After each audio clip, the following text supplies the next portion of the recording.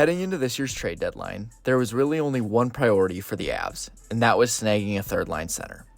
There were rumors floating all over about many different players, but when an initial Nazem Kadri trade got shut down by Flames ownership, general manager Chris MacFarland decided to pull the trigger on Nicholas Waugh of the Toronto Maple Leafs. Waugh had always been a bit of an issue for the Avs when he was with Vegas, but fans were very upset when they heard that Colorado gave up a 2027 conditional first-round pick and a 2026 conditional fifth-round pick to Toronto. As one of the slower skaters in the league, many fans were saying that he wouldn't fit the system in Colorado. And although I didn't hate the pickup, I did think that it was a bit of a hefty price to pay.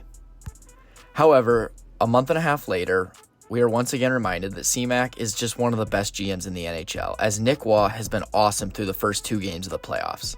He would go pointless in Game 1, but was one of the most noticeable players in the contest, creating multiple chances for himself in the slot, playing excellent defensively, and bringing the physicality from every which direction. He would continue that play through a very frustrating Game 2 against the Kings, as I once again thought he was one of the more reliable and noticeable guys on the ice for the Avs. I even put out this tweet in the third period. However, while Waugh had been great in pretty much every aspect of the game, he was still waiting to find the score sheet in the series.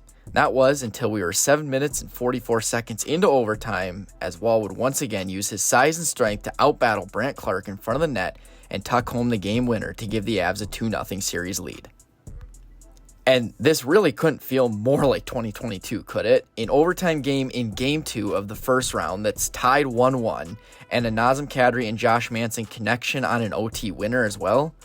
By the way, how about this nifty little pass from Kadri, who's also been awesome in this series so far? Another great deadline pickup, but I think we all knew he would be.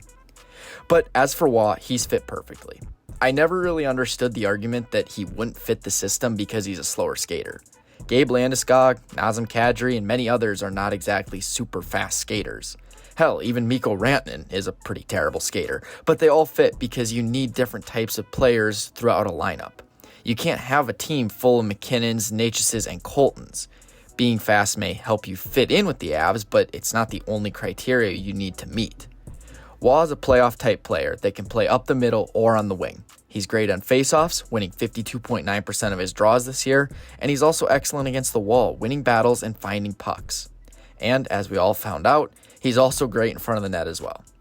While Colorado may have paid an arm and a leg to get Waugh out of Toronto, I would say that to this point, he's been worth every penny and brings a tough, physical, winning mentality to this team and is going to be a huge part of their cup run. But let me know what you think. What did you think of Game 2? What have you thought of Waugh and Kadri? I think their line's been excellent. Let me know, and I will catch you in the next one.